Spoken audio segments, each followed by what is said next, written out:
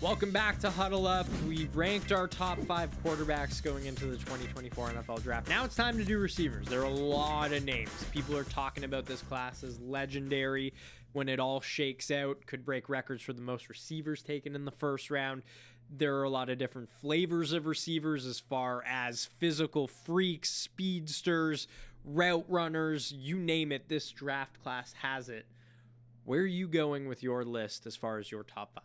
This is a tough one, and I wish we could do top 10, but unfortunately we don't have the airtime because there are so many to talk about, and I'm going to cheat a little bit by throwing out an honorable mention at the end. But number 1, I have Marvin Harrison Jr., Malik Nabers at number 2, Odunze at number 3, Brian Thomas Jr., the other LSU receiver at 4. Number 5, I just think speed kills. I got Xavier Worthy breaking that 40-time record, but I have to give some love to his teammate Adonai Mitchell because he just looks like a freak as well. So that's my top 5 with an honorable mention. What do you got? Mine is kind of similar, but some differences. So Marvin Harrison Jr. at the top, but I've got Odunze number 2, Nabers and Thomas 3, 4. And then 5, it really is kind of pick what you value and try and project, I guess, in the number 5 spot. Speed does kill. It's a huge part of the game, and depending on where Adonai Mitchell or Xavier Worthy go, they could definitely have more of an impact than this guy. But I've got Ladd McConkey at number 5. We both have Marvin Harrison Jr. up top at number 1. What makes him so good? He's so special. He can do everything. He really can. And when you watch him, I mean, people might not be as enamored with him because of the product. Like, you might look at the numbers and just be like, oh, like, I thought this guy was supposed to be like the next best receiver, like the guy you can't miss out on. Just watch the play in and play out that he had at Ohio State. I think he's just so dynamic wherever you line him up. He's got speed. He's got great hands. He can run routes. He really is the perfect package. I think that's all you really need to know about this guy. Marvin Harrison Jr., I almost find he has more finesse to his game, and I love watching him off the line. As soon as that ball snapped, his release is so special. It's almost like a mix of an Allen Iverson crossover with like a Nick Bosa trying to beat an offensive lineman off the line.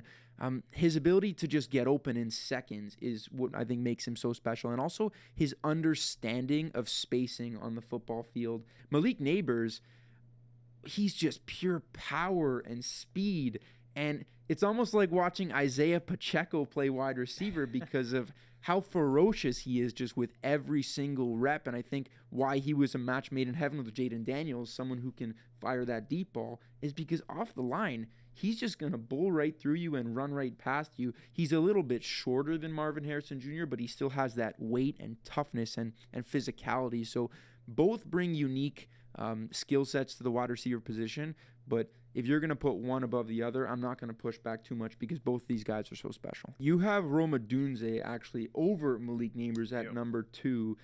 Tell me why all the sort of this false narrative around Odunze that I think exists a lot in NFL draft talk right now is that he's just sort of that jump ball guy, and I want to call it 50-50 balls, but when you have Odunze, it's more like an 80-20 ball. Why is he more than that? He's the best route runner in this draft by far. Matt Harmon, great wide receiver, draft guy, breaks down all these receivers, both NFL and in college, and his route running success, every route, positive success rate. Like, no one else has that. And that ability to run literally every single route in the route tree at such a high level in college, coming into the NFL, makes his floor so high. But then you add in the fact that he's not slow. His contested catch rate is outstanding. He can beat man-to-man coverage. Like, he truly is the complete receiver that I think when you're looking at him, like, you could argue that he is right there with Marvin Harrison Jr. and Malik Nabers as far as being worthy of being selected as the best receiver, as the number 1 receiver off the board in this draft. I love everything he brings to the table. And that Washington offense was so fun and so electric, and he really was the guy that made it all work. But a guy that can run every single route in the route tree out of college successfully like he can, and is still fast, is still agile, can still win jump balls. I just don't know where the weakness in his game is, really. Yeah, and I think no doubt he's probably going to go in the top 10. Our last 2 receivers, probably looking somewhere in the teens of where they're taken. We both have Brian Thomas Jr. at number 4 at LSU. Great blend of size, speed, athleticism. Has a great high point in terms of he can go up and get that ball in tough places. And then at number 5, you have Ladd McConkey. I have Xavier Worthy. Two very, very different wide receivers, but both guys who can turn heads. Obviously, Xavier Worthy breaking the 40-time record. And then Ladd McConkey out of Georgia has just been a great story too.